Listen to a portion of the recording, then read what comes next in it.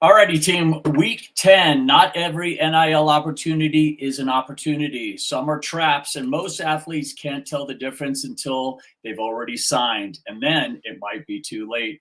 Last week, week 9, protect the brand you built. Week 10, spot the bad deals before they damage it. 1 through 9, weeks 1 through 9, we built the foundation. This is NIL 101: compliance, contracts, taxes, social media, collective, agents, revenue sharing, brand protection. Say that 5 times fast. Week 10 is where it all comes together because every topic we've covered has red flags attached to it. An athlete who can spot them across every category is the athlete who never needs to undo a bad deal. There are 3 takeaways. 1, red flags to look for in different in every category, but they feel the same. Learn the feeling. 2, the fastest red flag in NIL is also the most consistently ignored. Coach will get into that. Know it before you're in the room. Number 3, walking away from a bad deal is not a loss. It's the most disciplined move an athlete could ever do. Alrighty, team, let's get into it. Coach, why don't you tell the audience a little bit about yourself, your background and your pedigree, and then we'll jump right in. Sure. I retired educator, coach, school administrator of 30 years. So retired out of that and got into a different form of coaching and teaching as a financial professional and also as an NIL and revenue sharing income educator. And so love doing that, partnering with you guys to bring that to the masses to help educate this process because it's an ever evolving process that seems to change every day. And so excited about doing this every week and being able to put the information out there and drive conversation. Awesome. All righty, Coach, let's get into some of the red flags right off the bat that some of these athletes need to look for and pay attention to. What would you say is the top 3 in your experience thus far? Yeah, I think the biggest thing right now that from a red flag standpoint is anyone that I think I'm trying to put this to phrase it properly. If it's someone who doesn't want you asking questions, reviewing documents, involving compliance, or seeking advice, okay, that should immediately throw up your red flag right there. That should immediately increase your scrutiny when it comes to that. When it comes to your NIL, because the biggest thing is that student athletes and families have to understand is that slowing down long enough to evaluate them doesn't mean that it's that it's a bad thing. Right. It's like we put in the checklist. I think you put it perfectly in the checklist. 1 red flag is a warning, 2 is a pattern, 3 is your answer. Right. Red flags rarely introduce themselves as red flags. They usually arrive looking like opportunities. Yep. And so, when we get that first NIL deal, I mean, we're looking at the number, we're excited. I got my first one or whatever. This is so exciting. And the pressure of, hey, sign it now. I need this. Slow down. Read it. If they're pressuring you, it's okay to step away from it. Sure. All right, because there are so many things like right here on the first slide right here. The most expensive miss is it's not the deal you lose; it's the one you should have walked away from. That's something that you have to be willing to do if the people that you're working with are pressuring you. And so those are areas I think are the biggest things to look for in as far as red flags. No question about it.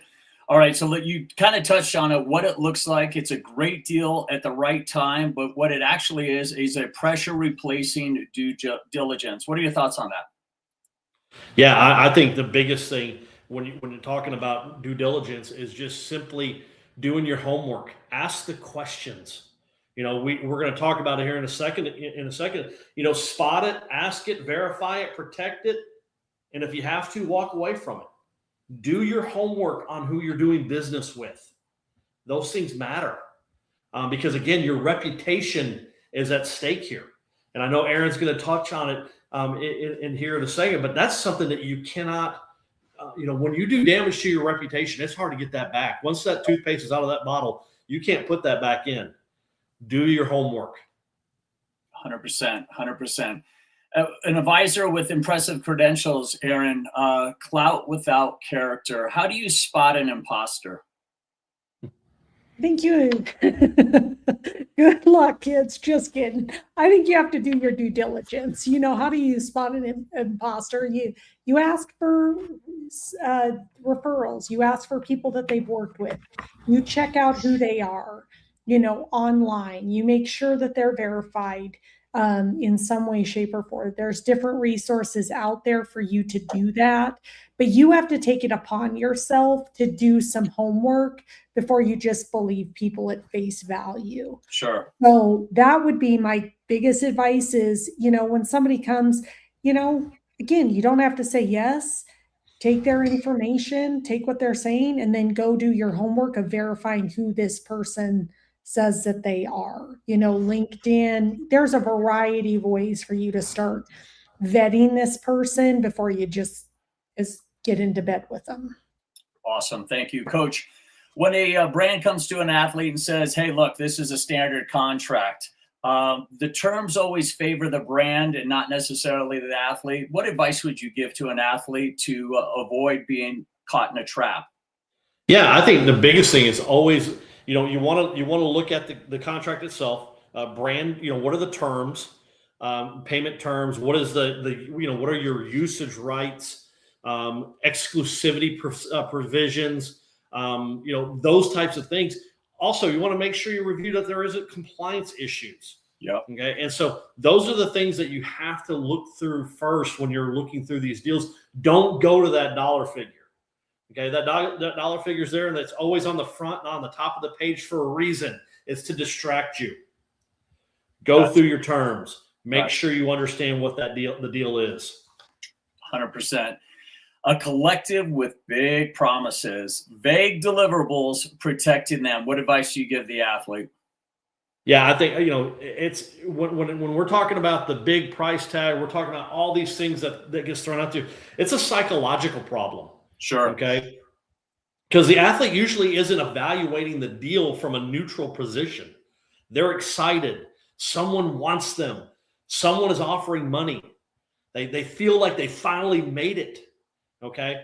And that's why the checklist that has been put together identifies the excitement, the FOMO, the fear of missing out, and experience has vulnerabilities. The biggest obstacle to due diligence isn't always the bad actor. It's sometimes the athlete's excitement about the opportunity. Yep. And so making sure, again, it's, we've talked about it before. It's just ask the questions, ask what's required of you. How much am I being, obviously, how much am I being paid? How long does that agreement last? What happens if I transfer?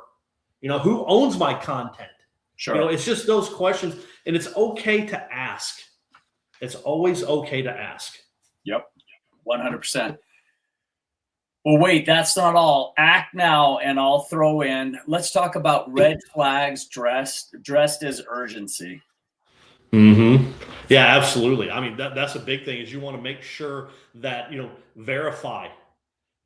Don't confuse presentation with verification.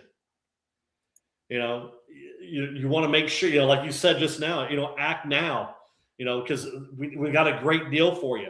And Aaron touched on it a second ago about credentials. Verifiable registration and verifiable references are credentials.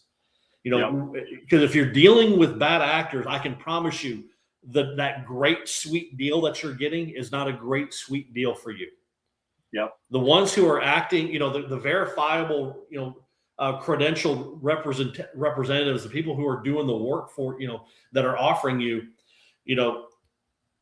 those are the ones who have, who are going to work with you, who are going to do the things right by you. And so it's just important, again, that you are just doing your homework on all these parties that are trying to do business with you, the collectives, the businesses, the side deals, the actors who are representing those companies. Do the homework. Yep. It's a great segue into Aaron. I'm going to hit you up. You're the founder and creator of the Caddy framework. We already talked about character over clout. How about accountability over excuses? What accountability do these young athletes have to take and not make excuses when it comes to NIL or rev share? I mean, I understand they have to do their due diligence. What else do they need to understand and know? I think it's your obligation. You're getting paid, so it's your responsibility to know exactly what's going on. And so having a list of questions, there's no such thing as a stupid question. That's truly that rule holds true here. So you should be coming prepared to these meetings with more questions for them than they have about you. You have an equal obligation to be vetting them just like they're vetting you. Yep. So don't just be taking stuff at face value. Like accountability means like I'm going to dig into what I'm going to be responsible for. How does this work? Do I know everything that I need to know in order to be protected in the NIL space? It's getting education like this to then know what are the right questions to ask so that you're set up for success. Yep. You talked about no stupid questions. We all know my dad is a huge influence on me. He used to say, son, there aren't any stupid questions, but there are dumb ones. So don't make that mistake. Coach, before we move on to the next slide, why don't you give a quick recap on spot it, ask it, verify it. Nope, Aaron, go back to that. Spot it, ask it, verify it, protect it, walk away, and then we'll move on to the next slide. Yeah, I mean, I think those are just, again, it's like you put at the bottom of the screen, red flags don't always scream. Most of the time they whisper. Right. And I think this is an incredibly important framework, this red flag framework that we have here to use for every family, every athlete, every coach, every athletic director. Because again, it's about doing your due diligence. It's about doing your homework and slowing down in this process, making sure that you are looking at every deal thoroughly, making sure that you're asking those hard questions, getting clarity. It's okay to ask clarifying questions. I think one of the most important things, and Aaron, you touched on a second ago, is verifying. Verifying. A nice website isn't verification. A large Instagram following isn't verification. Someone knowing famous athletes isn't verification. And I can tell you this: a DM isn't a credential. Right. Okay. And so making sure that you're identifying, you're asking for credentials, registration, reputation, those sorts of things. Because, as a coach, I can, kind of using a coach comparison. When I was coaching in college, I wouldn't recruit a player from just a highlight tape alone. Right. I would verify. I would do my homework on that student athlete. Okay. Because the tape says something, but it doesn't tell the whole story.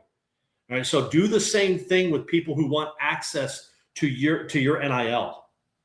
And then, protect it. It simply means understanding what you could lose, not merely what you can make, eligibility, money, NIL rights, content, all that stuff. And that's why the biggest number on the contract isn't necessarily the most important number. An athlete could accept $5,000 while giving away rights worth considerably more over time. So make sure you're protecting yourself. And then lastly, and I think it's really important, and I think it's the hardest thing to do for families and for athletes, is walk away. Yep. Right? Because athletes are constantly taught how to get opportunities. We don't spend nearly enough time teaching them how to reject bad ones. Yep. And walking away isn't failure. Walking away from a deal isn't considered failure. Sometimes it's the most sophisticated business decisions available. And so every NIL opportunity doesn't deserve your NIL. Okay, I want to say that again. Every NIL opportunity does not deserve your NIL. And so that's why I think this framework is so valuable to all the phases that we deal with: athletes, parents, athletic directors, and coaches. This is something that should be in every locker room and coach's office. Yep. Let's get into the 8-item checklist. Can they explain every clause of the contract in plain language? What's your thoughts and advice on that? Okay, so one more time. I want to process that question. We're going to get into the checklist. Can they explain every clause of the contract in plain language? Yeah, I mean, I think it's important to. Yes, absolutely. Yep. 100%. No question. Is the advisor registered where required? Again, back to due diligence. And what advice do you give to an athlete as far as doing a background check? Yeah, I mean, again, if you're dealing with someone who's claiming to be an advisor, go to the Secretary of State of your state. Generally, they have to register. I know the NCAA and most universities are requiring it now. Most states are requiring it now, from the high school level to the college level. So make sure, do your homework, check their credentials, contact the state, ask for that list. Again, an impressive website does not mean verification, does not mean credential. Sure. And so make sure you're doing your due diligence about that. Part of that due diligence is making sure you can bring that contract to your own personal compliance office to make sure that the left hand knows what the right hand is doing. Could you talk a little bit about that at the compliance office at the local university? Yeah, I mean, because that's an eligibility thing. We want to make sure that we don't do anything that's going to jeopardize eligibility. That's from your junior year in high school all the way through college, because those NIL deals can, starting in your junior year, can carry with you into college. Sure. So make sure you're not entering into a situation, into an agreement with a contract that's going to jeopardize any sort of eligibility that you have. So when you're presented with a contract and that advisor is pressing you to sign now, that's your red flag. Tell them, I need to sit down with my family, with an attorney that we have who can look over this. So I want to make sure that I do my due diligence on this. If they push back on that and say, well, hey, this deal is only good for today, walk away from it. That's right.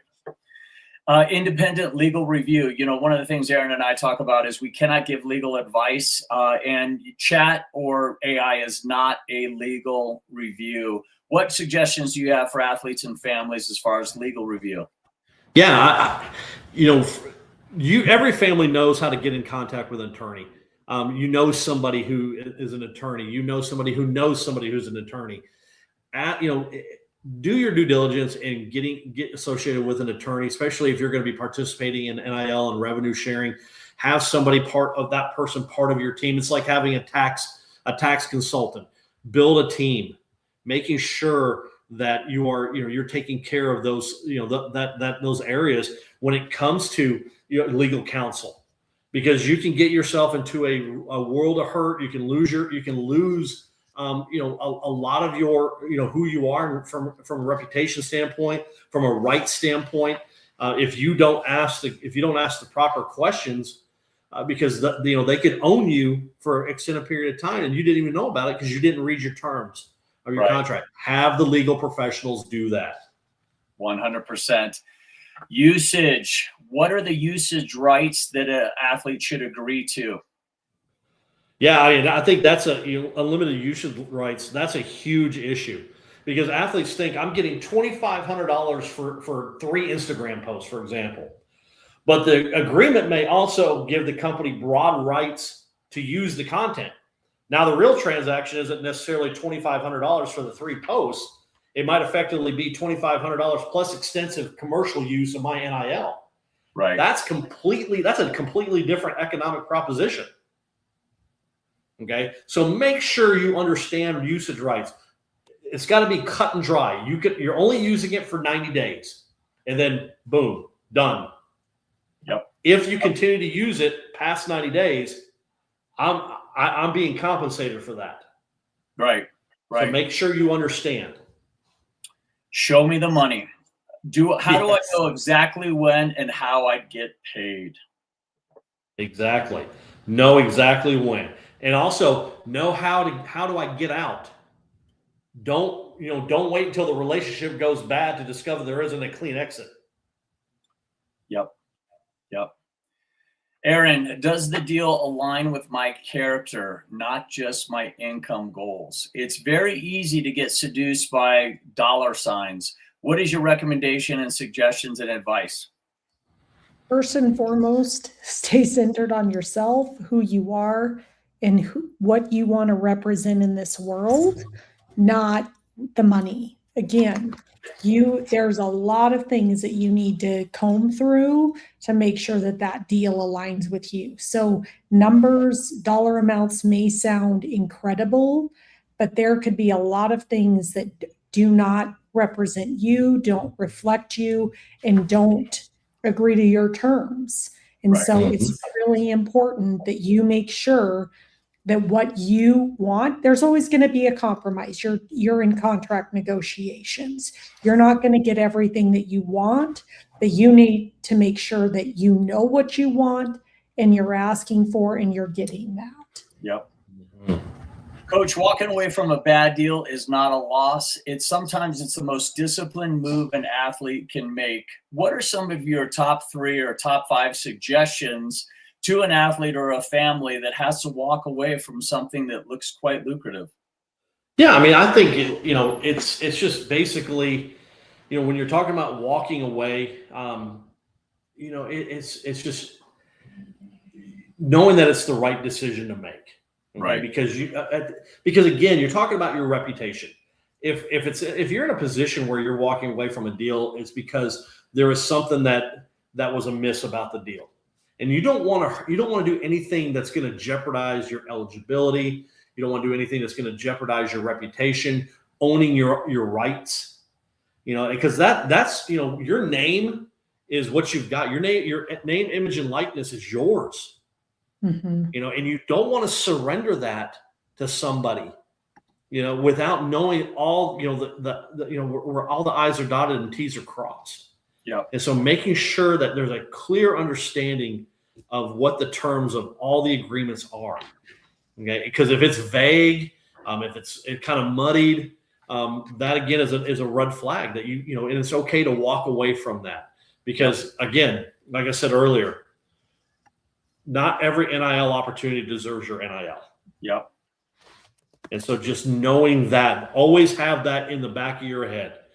That might be a great number. That number may be, it's $10,000. That's a huge number, but that $10,000 could be something significantly more down the road, but now you don't own it. You don't own the rights for that.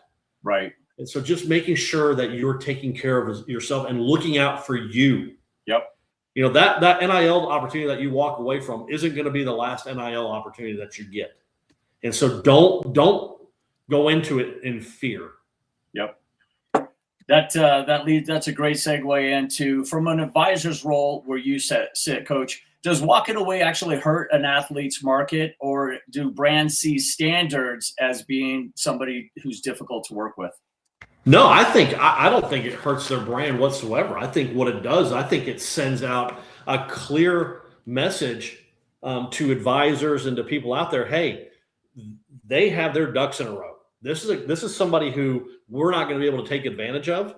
It sends a clear message to those people that we are going to do our homework and due diligence, that we're not going to be taken advantage of. Yep. And so as an advisor, I appreciate being able to work with people like that, who are willing to do their homework and due diligence. It's the ones who are looking for the quick buck, who are just going to sign because they want that check. Those are the ones that are the risk.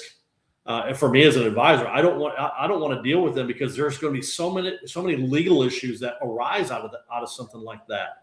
And so I love knowing that when I run into athletes who are going to ask questions. Transparency is so important in this space, and it should not be something that's looked and frowned upon.